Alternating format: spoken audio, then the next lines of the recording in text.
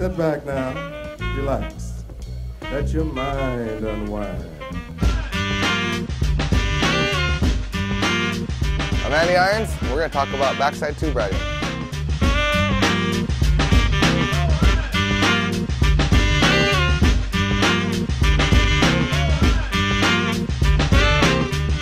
The best type of waves for backside tube riding are obviously hollow.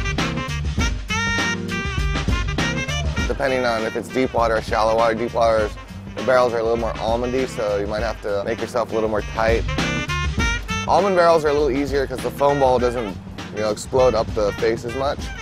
Or if it's square barrels, those are the hardest ones to ride. That's when the foam ball can bounce you off. When it's draining and real hollow, you kind of gotta keep your line really low. I usually like to grab the backside rail between my two legs, kind of put my arm on the wall for an indicator to guide yourself.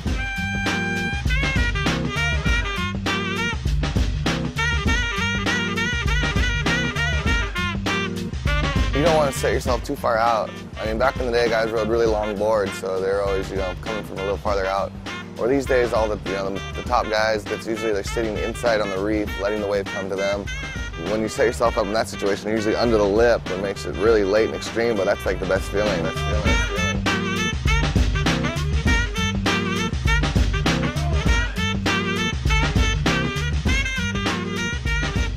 As soon as I get to my feet, I'm already grabbing rail. You angle yourself towards where you want to go, and as you're going down the face, you just grab rail all the way through it, from the takeoff to the bottom turn, and then depending on how deep you are, if you want to slow down, you butt drag it. If you're too deep, for me, I just kind of do this thing where I pull my rail up, literally, like I'll pull it up the face. As it comes up the face, you rock it up, and then you let it down, and it's kind of like a give and take. It's an intense balance. You gotta know not to pull too hard, but you gotta pull enough to get enough drive out of it.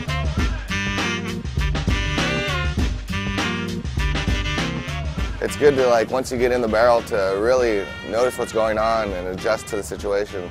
You always have to be moving and adjusting to the lip. And one thing's good is to notice the lip. When you're in the barrel, you can see the corner of it throwing out, and just to make sure that you're as close to that corner pocket as you can be. But before we go any further, we finna get bumped! Once you start getting comfortable, you can actually get on the foam wall and start sliding the tail around. You can actually start dropping in later and side slipping down the face and then catching rail. Start playing with it. You can have fun with it. It's the best feeling in the world. That's probably the hardest part, is dropping in hollow waves. It's just getting down to the bottom.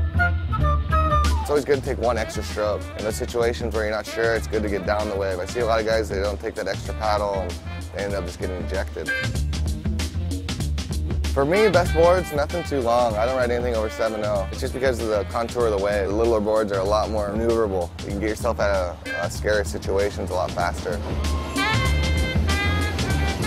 And if you're in the barrel and the wave's closing out, the safest spot for me is to be in the barrel, because you get this little air pocket, and it's kind of a last gasp. You get to the end and the white water comes up the face and you see the section closing out. I usually just dive forward, dolphin out the back. You want to penetrate the water and not hit flat, because the flatter you hit, the more you're going to be caught up with the momentum of the lip. Thanks for watching Surfline Trick Tips. I hope to see you pig dogging in the future.